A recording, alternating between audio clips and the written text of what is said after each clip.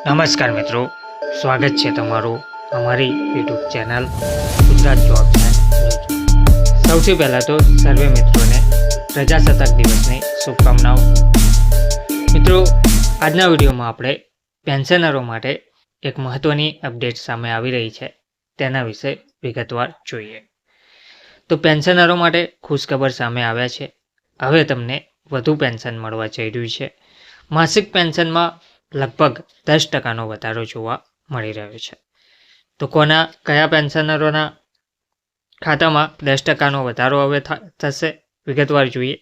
તો પેન્શનરો માટે જે ખુશખબર સામે આવ્યા છે તેમાં 2025 એટલે કે આ વર્ષમાં કેન્દ્ર સરકારે તમામ પેન્શનરો માટે એક મહત્વના અને સારા સમાચાર આપ્યા છે. આ માહિતી અનુસાર 63 વર્ષથી વધુ ઉંમરના તમામ પેન્શન ધારકોને 10% વધારાનું પેન્શન મળશે. અત્યાર સુધી પેન્શનની રકમ જે મળતી હતી તેમાં 10%નો વધારો જોવા મળશે. આ વધારાને કારણે તમામ પેન્શનરો ખૂબ જ ખુશ દેખાઈ રહ્યા છે, જેના કારણે વૃદ્ધ નાગરિકોની આર્થિક સ્થિતિ પણ મજબૂત બનશે. આ નવી યોજનાને કારણે વૃદ્ધ પેન્શનરોની સ્થિતિ આર્થિક સહાયથી વધુ મજબૂત બનશે અને પોતાનું જીવન વધુ સારી રીતે જીવી શકશે. તો પેન્શનરોના પેન્શનમાં કેટલો અને ક્યારે વધારો કરવામાં આવશે? તો 63 વર્ષથી વધુ ઉંમરના તમામ પેન્શનરોને આ લાભ મળશે. પેન્શન ધારકો 10% વધેલા પેન્શનનો લાભ મેળવી શકશે. આ માટે 63 વર્ષની ઉંમર હોવી જરૂરી છે. જો તમને પહેલેથી જ ₹10,000નું પેન્શન મળી રહ્યું છે તો 10%નો વધારો એટલે કે ₹1,000 હવે વધુ મળશે. આ પછી તમારું કુલ પેન્શન ₹11,000 જેટલું થઈ જશે. પેન્શન કોનું પેન્શન વધશે? તો આ પેન્શન દરેક માટે નહીં વધે. આ માટે કેટલીક યોગ્યતા અને માપદંડો પૂરા કરવા પડશે.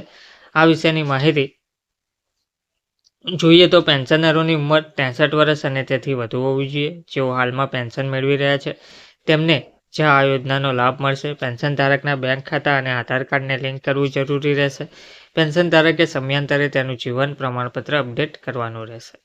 પેન્શનરોને મળનાર લાભો, તો એમાં આ વધેલા પેન્શનને કારણે તમને 10% વધુ પેન્શન મળશે. વધતી ઉંમરને કારણે જ્યારે તમને કોઈ વધારાના ખર્ચની જરૂર હોય ત્યારે આ પૈસા તમે ઉપયોગી થશે. તમારી નાણાકીય સ્થિતિ પહેલાં કરતાં સારી થશે. તમે તમારા સ્વાસ્થ્ય સંબંધિત તમામ ખર્ચ માટે વધુ સારી રીતે ખર્ચ કરી શકશો. તો આ માટે અરજી પ્રક્રિયા શું રહેશે? તો તમે પણ આ મોટી પેન્શન યોજનાનો લાભ લેવા માંગો છો તો તમારે સંપૂર્ણ પ્રક્રિયા વિશે જાણવું પણ જરૂરી છે.